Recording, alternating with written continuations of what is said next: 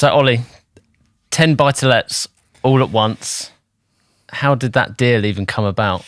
That was a real game changer. So that was in 2018. A housing association in Liverpool was selling off a bunch of their old stock, and it was actually 13 in the end. And it was. I'll tell you the full story, and it was a really interesting one. Okay, good. Okay, so did it come from the council? So not the council. So there are housing associations who have a moral responsibility to provide, affordable housing to the community.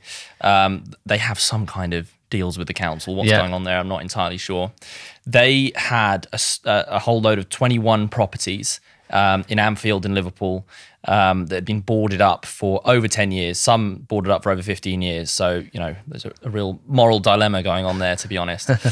And before I really got into property, just when I was exploring things, I saw all of these hit the market. They were going to auction. Yeah. I came up with a friend of mine, viewed all 21 of them. Wow. Some of them were on the market for, I think the cheapest one was £10,000.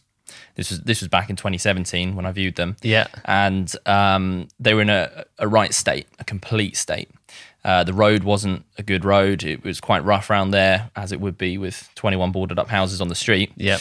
And they needed a lot of work doing to them. I didn't really know what I was doing back then. So I put an offer in on just a couple of them, which was rejected because another developer had come along and bought all 21 of them. 6 months go by, driving around these streets, see these houses are still boarded up, look on the land registry, see it's still owned by this housing association. So obviously the deal hasn't gone through yet. Right. Give them a call, and it's one of those moments where it's just right place, right time. They tell me that the deal with the developer that bought all 21 of them had just fallen through, and was I still interested? Wow. And I said yes. What timing.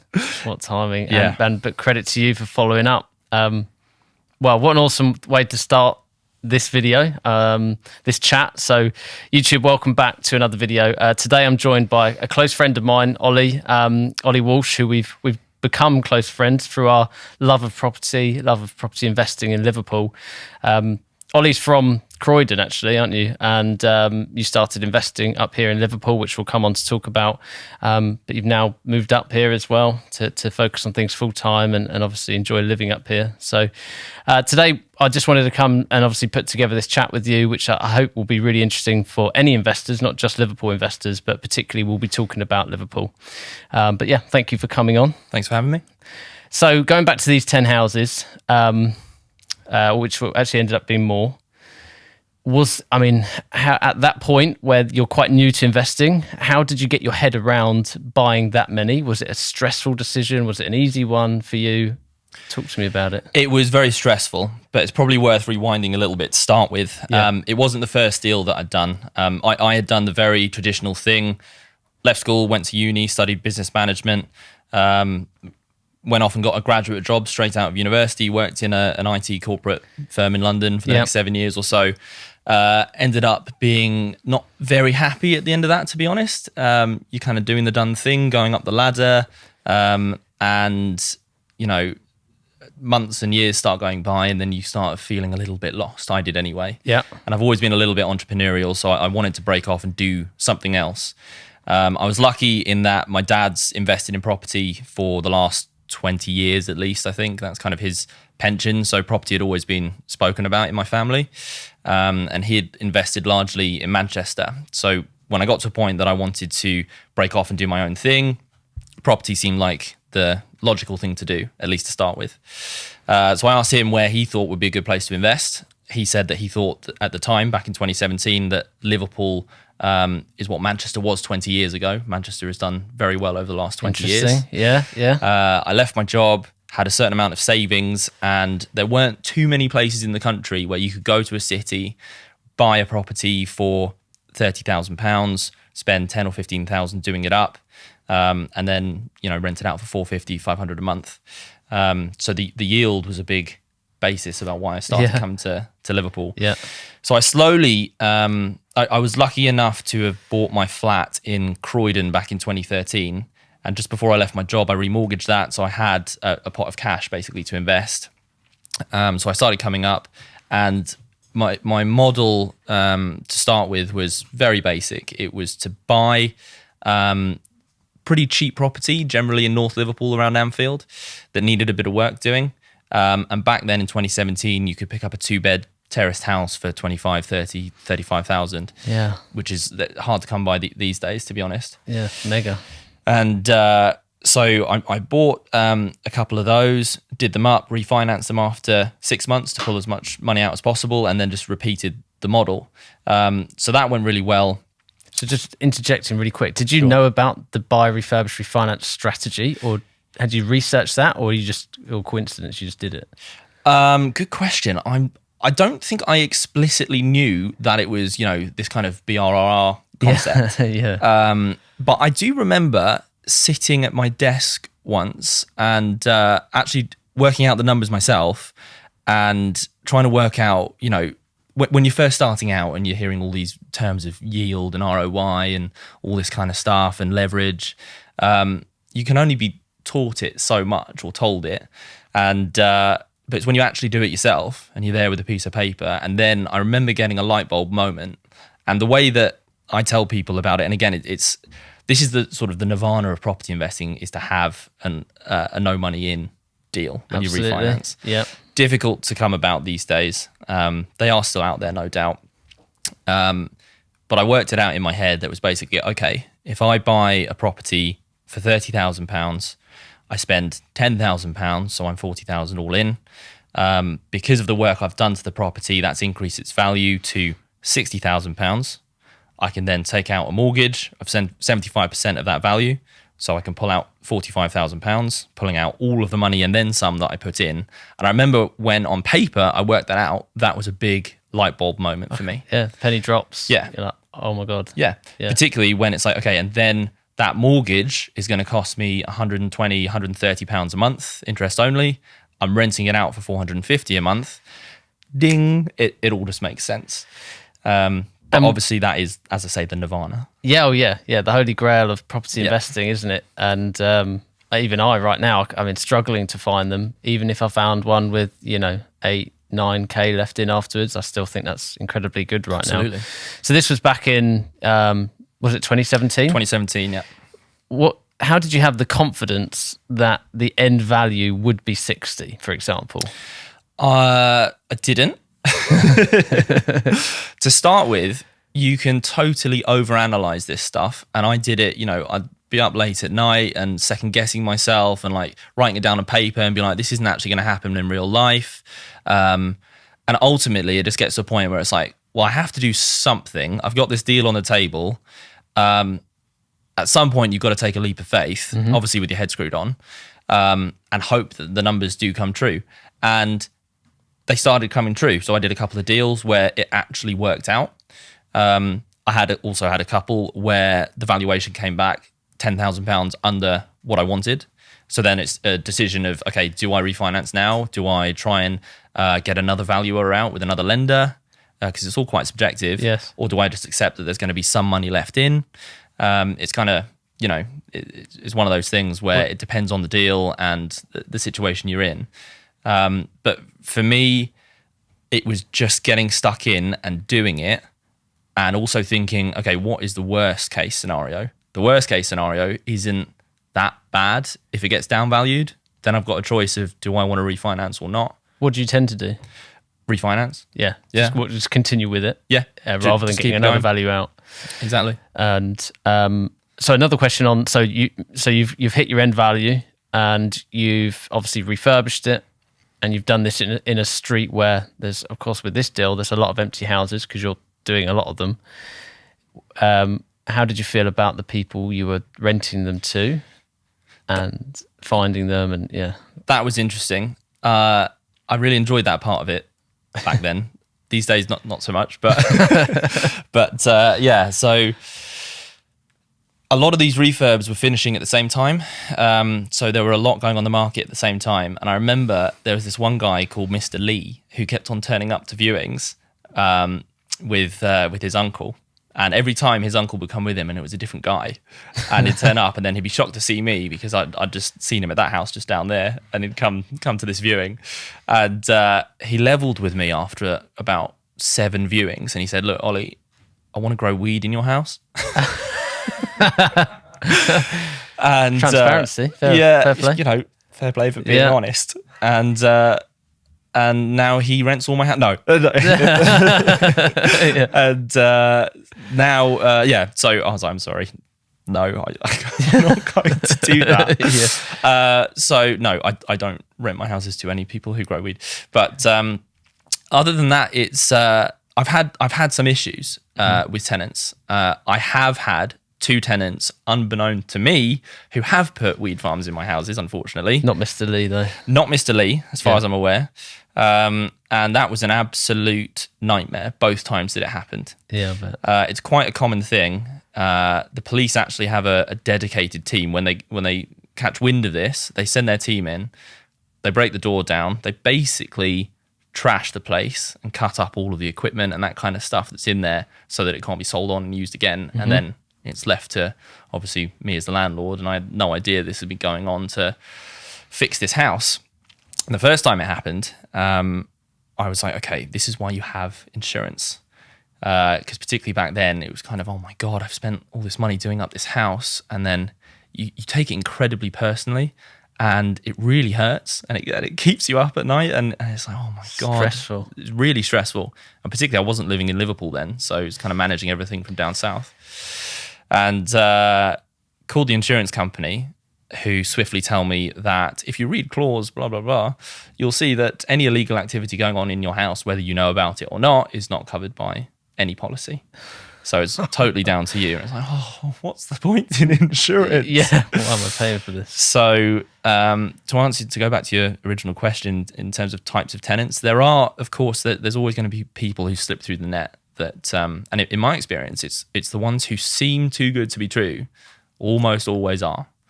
In recent years, I haven't had so many. I think I've got a better gut feeling. I do all viewings and appointments and everything myself. I completely self-manage. Yeah. So it hasn't been so bad in recent years. I've got some lovely tenants. There's around North Liverpool and around Anfield, there's quite a few people working for Amazon. Lots of people working for Amazon. Yeah, that's growing. Warehouses popping up all over the place, that kind of thing. So on the whole, as the years have moved on, things have been getting better tenant-wise. So you would say, although there has been incredibly stressful times, it has been worth continuing to build the portfolio, and you've not been put off at any point from doing so. Absolutely not. And particularly as and when more problems start happening, and there are always problems. There's always a boiler broken down or a roof leaking or whatever it is. And to start with, when I wasn't used to so many problems, it would keep me up at night and that kind of stuff. But now it's like I expect problems, so they're much easier to deal with. Yeah, I don't get so bothered by them. It's just like, this has happened, it's got to be fixed. And I guess the more properties you have, the more money you have coming in, it takes some of that stress away, because you've got money to cover those bills coming up. Basically. Yeah, exactly. And also you build your network of reliable tradespeople and builders and that kind of stuff. And again, back at the beginning, I got stung a few times, but I think that's all part of the journey now. And now it's very easy when something breaks or I need something doing. I know exactly who I'm going to go to. I know they're going to do a really good job. So it's much easier these days. Okay, cool. And going back a notch to the weed farms, more on the part about you having problem tenants maybe. Do you think that you would have cut out some of those issues if you had used a managing agent, or do you think it was purely just the type of person, it's unfortunately something that will happen? That's a good question. I think these things are bound to happen from time to time, particularly in the area that I've particularly focused on in North Liverpool and around Anfield. It's an up-and-coming area. The rents are lower than the rest of Liverpool. Yeah. So it's bound to happen from time to time. Would an agent who does this all day, every day, manage to avoid some of these tenants? Possibly. But as I say, there's always going to be some that slip through the net. Yeah. No, I agree. I mean, I've been, touch wood, been very lucky so far, but obviously I haven't got the volume of properties you probably do, which obviously cuts down some of that risk as well. And as time goes on, maybe I will experience more of that. Hopefully not. But in terms of, would you say apart from that situation, had there been any other problem situation or any other situation? If I said to you, can you think of a bad experience you've had? Is there anything else that sticks out? Yes. So most recently, there was a tenant. It was actually in a property that I managed for another investor, which is another story. I kind of started a side business where I was doing some turnkey sourcing, find a house, do the refurb on it, and manage it. Right. Okay. And there was an investor's tenant who, during COVID, really took advantage of the system during COVID, ended up not paying the rent for 12 months. That kept me up at night a lot because also, I feel a lot of responsibility for the houses that I manage for other people. Ended up obviously having to go through the courts and everything to go through a proper eviction. Eventually the tenant didn't leave the house in good condition whatsoever, so needed a fairly sizable refurb. So that was really painful. 12 months of no rent. And it was more so painful. During COVID times, the government introduced a lot of new legislation to protect tenants, which I think was the right thing to do. But unfortunately, people took advantage of it when they didn't need the support. Yeah, I've heard of that quite a lot. So, okay. And when I say a best deal so whether that's the numbers or whether it's just a really good ticking over property, what comes to mind when I say that? It would be these 13 houses because every one of them was all money out and then some for all of them. Yeah. So, and because I think people might be interested on, buying, 13 houses within a short space of time is just such an insane thing to do. I think even if someone's been investing for years, did you have 13 refurbs going on at once? They were staggered. So how the deal actually worked, it took a while to negotiate with your housing group, which was the housing association selling off these houses. And the completions were staggered month by month. So it was like 3 completed in January, 3 in February. So the idea was that the refurb teams would hopefully finish these ones, then roll onto these ones and roll onto these ones. And also I wasn't completely on my own for it as well. I split the project with my dad as well, who's retired. Great. So he ended up buying seven of these houses and I bought 6 of them. Okay. So that helped a lot, not being in it completely alone. But ended up moving into the first house that was refurbed on this particular street in Anfield. Because it was the best place to be to oversee all the rest of the works. So it was there, stayed there for, still going home back to London, which was my home at the time, on the weekends, but there for better part of a year or 18 months while all that was going on.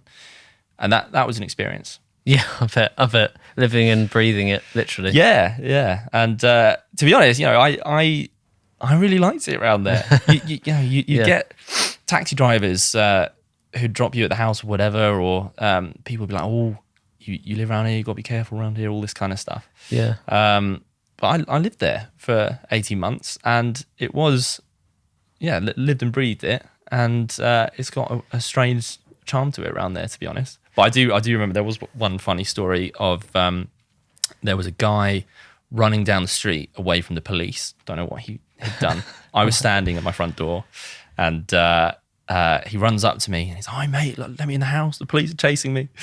I'm like, "No." And then he just runs on and he looks behind him and he literally just goes, I know where you live. I'm going to stab you.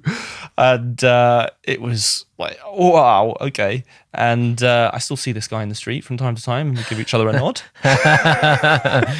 Remembering back to that good time. Yeah, exactly. We have, yeah. Oh, good. Well, I'm glad you didn't follow through on that one. Yeah. So, yeah. Well, I think now's a good time in this video to actually look at maybe give some context about you as well, because I enjoy that when I listen to videos and want to get some insight from other investors on what they're doing. I kind of like to know actually what is their credentials, what have they done. So do you mind sharing how many properties are now in your portfolio? I've started not really wanting to share the number. Yeah. Because I don't know, mainly because I listen to Rob and Rob's podcast, the Property Hub podcast, and they never share what they Interesting, yeah. is in their portfolio. So I kind of don't really want to. No, that's fine. That's no problem. In terms of you as an investor, though, it's fair to say you've got, obviously from that deal alone, over 10 properties. You've got lots of experience in Liverpool. You are full-time in property now? Yeah. And have been for how long? 4 years now. Just over 4 years. Yeah. And I think for me, this has been so interesting because I've been working so hard the last couple of years with the dream of thinking I want to be full-time in property. But what does that actually look like for you? What's like an average day? It totally varies. Sometimes you get weeks or months even where everything is running too smoothly and you're like, has everyone just lost my number? There can't be no problems right now. And then you'll get a month where everything starts breaking. Because I'm still completely self-managed, I deal with everything. So, tenant viewings, sorting the contracts out, protecting the deposits, any maintenance issues. I'm the point of contact for everything. Yep. So sometimes it's really busy just dealing with tenant problems. Mm-hmm. And particularly at the moment, with the way the market is, as you know, it's really hard to find deals. And that's what I enjoy doing. I enjoy viewing properties, doing the numbers, putting the refurb spec together, dealing with the contractors who are doing the refurbs and that kind of stuff. So it's had to change recently because you used to, a couple of years ago, 2 or 3 years ago, you could just find any old deal on Rightmove and there wasn't too much competition. And, if you put in enough offers, you're going to get some accepted. And the numbers just worked. But now there's 10 buyers on the first day for every house. So I've had to explore trying to find deals a different way. So I've relatively recently put out a marketing campaign with an agency that I know. So I'm starting to get leads coming back, direct to vendor leads. Great. So that's what I'm hoping is going to be my source of leads for this year. Yeah. Because if the market keeps going the way it is, it's just impossible to find anything decent on the open market. Well, I think more and more people are moving to direct to vendor. And I know for a fact you've had results from direct to vendor campaigns. So, I mean, it's interesting. I had someone message me only but a few weeks ago to say, I don't like the fact that people promote direct to vendor because I don't think it's a real thing. I don't think people would ever sell under market value, and I don't think they'd not sell for an agent.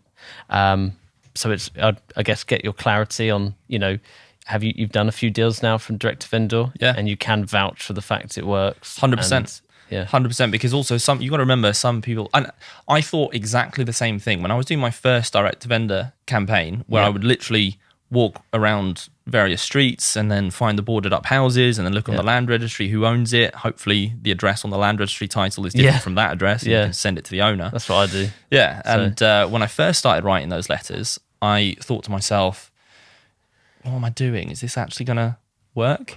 And when it does the first time, that really fills you with confidence in that, okay, this is possible.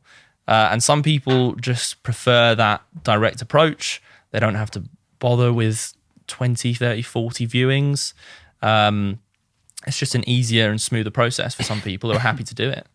I'm trying to be so quiet with the water, I ended up choking on it. So, I might have to recap that bit. That's my bad. Don't worry. Sorry, yeah. So I think the direct to vendor stuff I was talking about was so mind blowing. Yeah. Took your breath away. Sorry, let's recap that one because that's a really valuable point as well, and I absolutely messed it up. Right, so would it be fair to say that you've had experience from direct to vendor campaigns that you can vouch for it? Yes, 100%. The first time you do it, the first time one comes true, and then it really fills you with confidence that these things are possible. And some people are just looking for a very slick, easy process where you don't have to have 30 or 40 people coming to look around your house. They just want the quick sale, and your letter happens to hit their doormat at the right time. And so, in my experience, it does work. Yeah. It's also a numbers game. Absolutely, yeah. I got very lucky with my first one. Sent out 2 and got 1 back. That was proof of concept. Yeah, that was good stats. I was worried about ruining them. But it was the same thing for me. We were looking for someone that was clearly in pain from their property. And I think if you can find that mutual ground of where you're helping because they're in a bad situation and you can obviously help, then it's great, isn't it? So going forward in this hot market, which we're all dealing with, and it's very competitive, do you still view properties on Rightmove, or do you? I haven't in quite a long time, to be honest. I've still got all the alerts set up, but I just know. So I've recently bought a house in just north of Liverpool to move to, actually. So I've recently properly moved to Liverpool with my girlfriend, and just from searching for houses back then and viewing, every week we were viewing a couple of houses, and there'd be 20 people on the first day that it's been listed, 10 offers over asking price.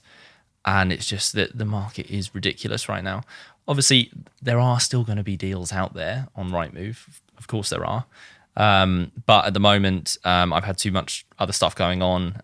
This marketing campaign has just gone out as well. So I'm hoping leads are going to start coming in fairly soon. Brilliant. Yeah, which is a great active way of still being in the market of finding things, but without necessarily having to waste loads of time on doing multiple viewings. I still think, I was out viewing all day yesterday, and it's really hit and miss, because everything has almost a higher value priced into it now because of the amount of interest there is.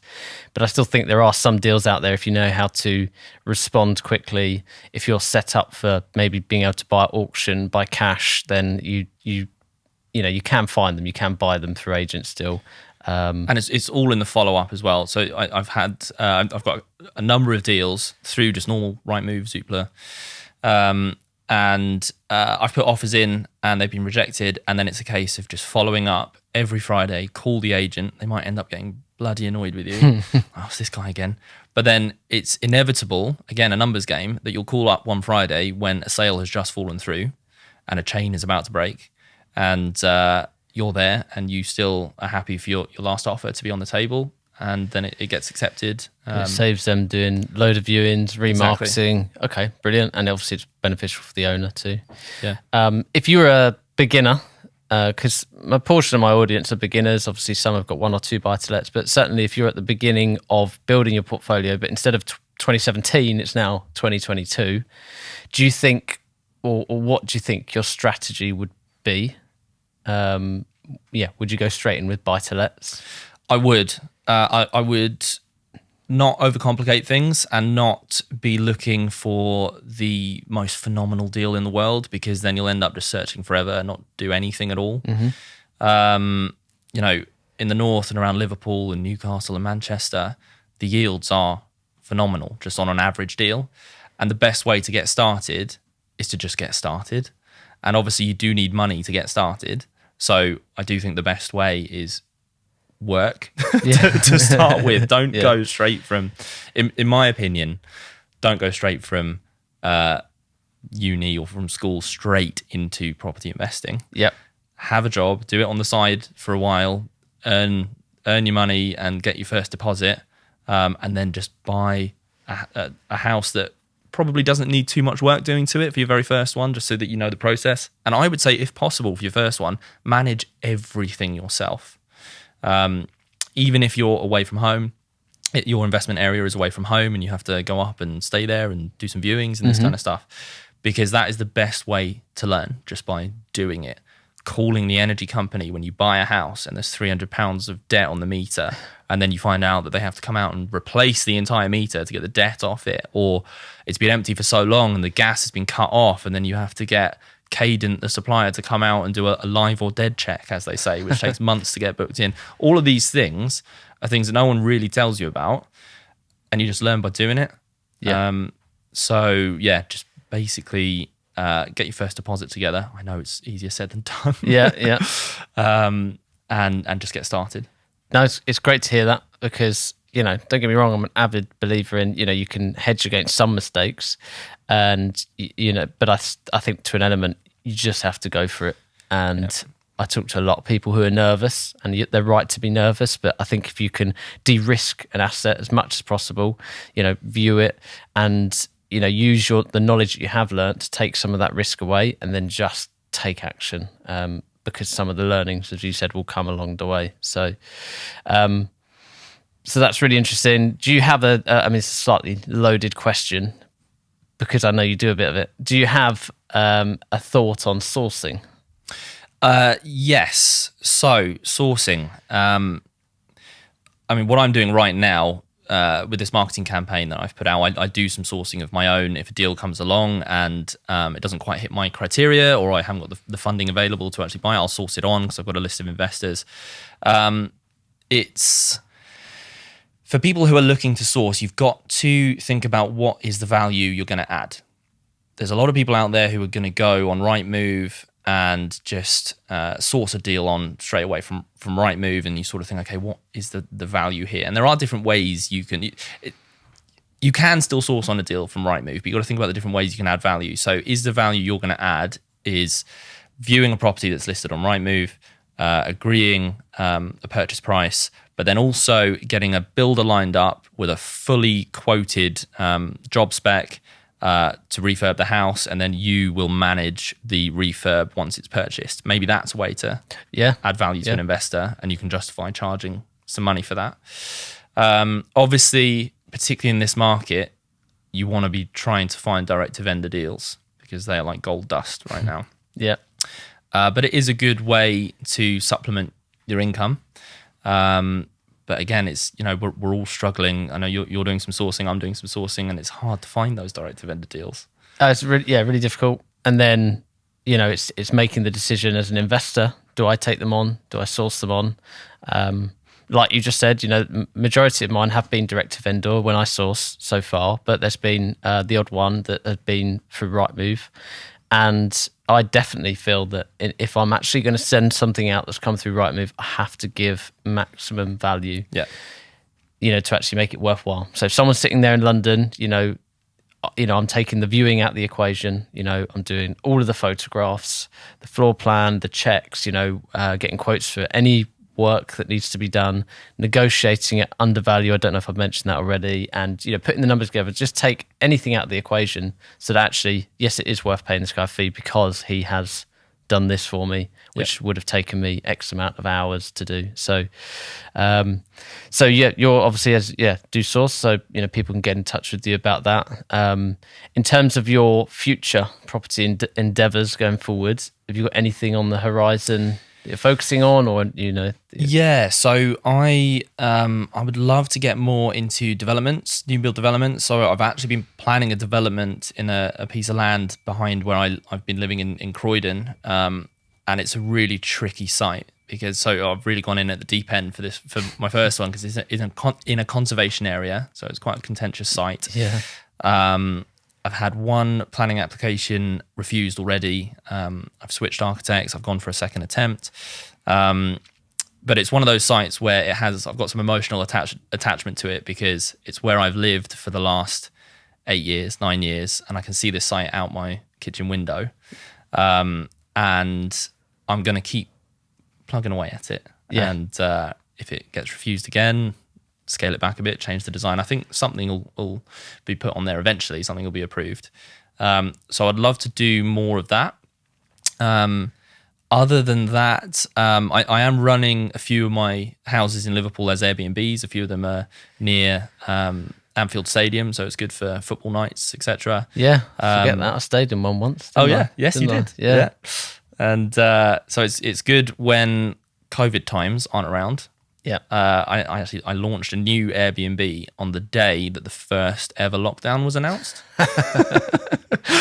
That wasn't so good. Yeah, and and all the other ones immediately overnight, months and months of bookings cancelled overnight. Yeah, so that was a bit of a disaster. But assuming things get back to normal, and for the last few months it's been working well again, I'd like to slowly start doing more serviced accommodation, Airbnb type things. I've never ventured into HMOs. It's something that I would like to do just to experience how to do it. And maybe some more kind of commercial to residential projects. Just something different going forwards. That's interesting. And I was thinking that this was going to be, a series of questions to kind of round off, but actually I really want to go into that just quickly on the serviced accommodation thing.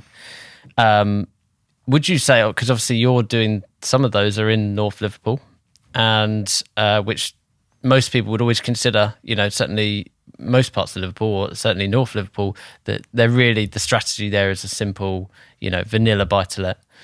So you took the plunge and you've obviously started converting some of those over to service accommodation. Is the amount you earn from that considerably, is it enough in terms of a benefit to do that over a vanilla buy-to-let? When it's not COVID times, Yeah. yes. And when the football season's on, Yeah. and when Liverpool's doing well, it helps. Yeah. And they're in the Champions League, it helps. Yes, so it is worth it. But you've got to bear in mind it's a lot more effort, particularly at the beginning, getting all the processes set up. I'm quite into automation and technology and stuff, so a lot of my back-end processes are quite automated. And I also, a very good friend of mine, Vicky, manages the Airbnb, so she does all the turnovers and the guest communication and this kind of stuff. And that makes life so much easier, and she's superb, and I trust her 100% with it, which really helps. Yeah, but So yes, it's a lot more work up front to get it going. You want to do a really, really good job, particularly at the beginning, because it's all based on reviews. You want to have that 5 out of 5 on Airbnb or 10 out of 10 on booking.com, because it really helps future bookings. right. And you just, you learn by doing. So you have to change your prices during the weeks because you want to get contractors in, but it's the weekends where you really make your money, or on match nights. So yes, it's more work, but it's worth doing, I would say. But again, the market is becoming quite saturated. Okay, Lots of people are doing it. Yeah. So, and just last thing on that is, do you ever get worried, if you have a few days empty between guests, are you worried about it being empty and the changeover and the fact that something could happen to it, or does that not fuss you too much? Once you've done it for a while, Yeah. it becomes less worrying. Because at the start, you're like, oh God, I haven't got a booking for 3 weeks, and I'm still paying for the internet and the gas and the electric, and the house is going to be cold for 3 weeks, and what if it gets broken into, and what if? But time goes on, and hopefully nothing disastrous happens, or something disastrous happens, but you deal with it and you realise it's not the end of the world. Had a couple of parties in the houses where the house, particularly one house, was trashed. And again, it was horrible, and it was an absolute nightmare, but you get it sorted because you have to get it done. And then, you expect problems. Again, if you expect problems, they don't hurt so much. Yeah. And you pick yourself up, just get back on with it. So, okay, no, brilliant. I want to round off there really. And we've gone in lots of different directions. But I think this is super useful for particularly anyone beginner, that's just building and growing their portfolio. As a round off question, is there, if you looked at from 5 years from now, if we went there and exactly 5 years from now, what do you see yourself doing? Is it still as you are now? Is there particular goals you've hit? I think I will keep doing what I'm doing. The next big step for me really will be I'd quite like to hire someone full time to manage all of the tenanty stuff that I currently manage. Yeah.